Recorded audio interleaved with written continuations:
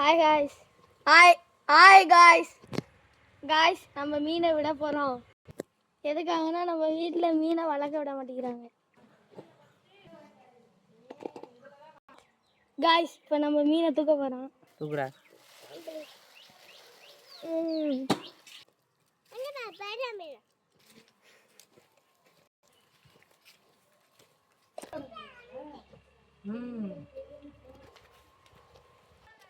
Guys நம்ம இப்போ ஸ்பாட்டுக்கு வந்தாச்சு.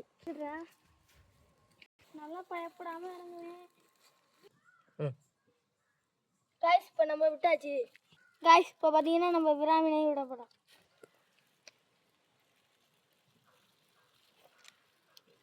இங்கே போயிருக்கா அந்த ராணிக்கு இதை ஏறி பிடிச்சி பார்க்கணுமா? கட் பண்ணுறா.